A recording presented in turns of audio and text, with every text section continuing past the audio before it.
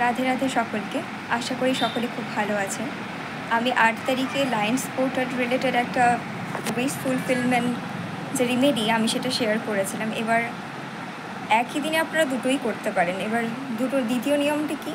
দ্বিতীয় নিয়মটি হচ্ছে, ফার্স্টে আপনাদেরকে আমি যেটা বলেছিলাম সকালে 8:08 আপনারা নেচারের কাছে গিয়ে নিজের উইশটা জানাবেন। এবার দ্বিতীয়ভাবে সেকেন্ড উইশটা কি থাকবে? সেকেন্ড উইশ বা আপনারা যদি চান যে না আমার এই উইশটা এই বছরেই ফুলফিল করতে হবে, তাহলে খুব ভালো একটা পদ্ধতি আমি বলছি, আপনারা এটা করে নেবেন।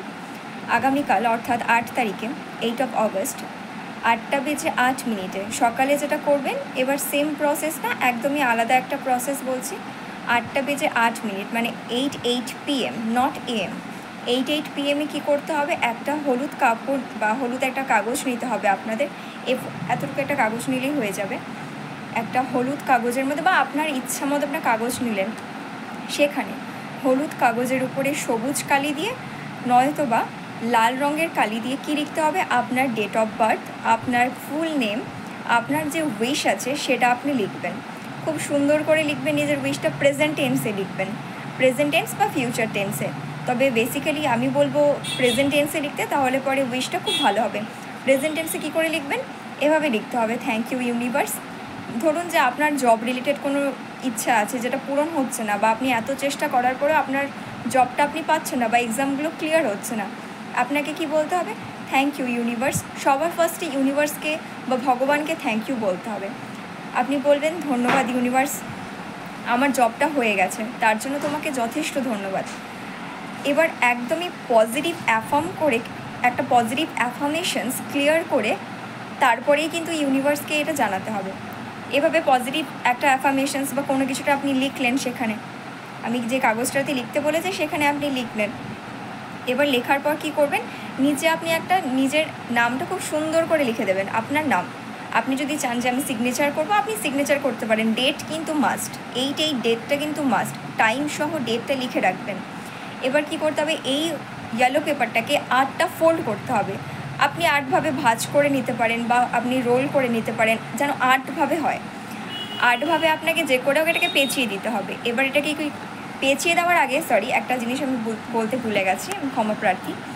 কী করতে হবে? যখন আপনি সমস্ত কিছুটা লেখা হয়ে যাবে, সিনেমান পাউডার বা দারচিনির যে গুঁড়োটা, এই দারচিনির গুঁড়োটা কী করবেন? ছিটিয়ে দেবেন, 8বার ছিটিয়ে দেবেন। 1 চিমটি নেবেন, ছিটিয়ে দেবেন। এভাবে টোটাল 8বার দারচিনিটাকে আপনি ছিটিয়ে দিচ্ছেন। দারচিনির যে গুঁড়োটা সেটাকে আপনি ছিটিয়ে দিচ্ছেন। এবার সেটাকে 8টা ফোল্ড করে, সুন্দর করে 8টা ফোল্ড করবেন। আর আপনার যে বালিশের নিচে আছে বা বেড কভারের নিচে বা বালিশের নিচে, সব থেকে ভালো হয় আপনার যে নির্দিষ্ট মাথায় রাখার যেটা বালিশ, সেই বালিশের নিচে আপনি এটাকে দিয়ে দিচ্ছেন। বালিশের নিচে রেখে দিলেন। এরপর পরের দিন অর্থাৎ 9 তারিখে কী করতে হবে? 9 তারিখে ঠিক 8:08 মানে 8 AM, যেটা এবার সকালে, রাত্রে এটা করছেন, এবার সকালে কি করতে হবে? এটাকে নিয়ে একটা কর্পূর নিয়ে একটা কোনো প্লেটের মধ্যে নিয়ে এই কাগজটাকে ফোল্ড, কিন্তু আনফোল্ড করা যাবে না, আপনি যেভাবে ফোল্ড করেছেন সেভাবেই ফোল্ড থাকবে। মানে আপনার উইশটা লেখার পর আপনি দারচিনিটাকে ছিটিয়ে দিয়ে 8টা যে ফোল্ড করেছেন সেটাকে ফোল্ড হিসেবেই রেখে দেবেন।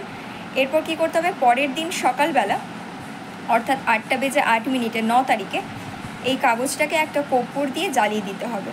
এবার জ্বালিয়ে দেওয়ার পর ওই প্লেটের উপরে যে আপনার ছাইটা, যেটা অ্যাশেস, যেটা থেকে যাবে, সেটাকে কী করতে হবে? সেটাকে আপনার মুখের কাছে এভাবে নিয়ে এসে ফু করে দিতে হবে। একবারেই যেন পুরোটা ফু হয়ে চলে যায়। যদি কিছু বেঁচেও থাকে তাতে আপত্তি নেই, আপনি ফু দিয়ে দিতে পারেন দ্বিতীয়বার, কিন্তু প্রথমবারই আপনাকে একদম পজিটিভ ভেবে ফু দিয়ে দিতে হবে।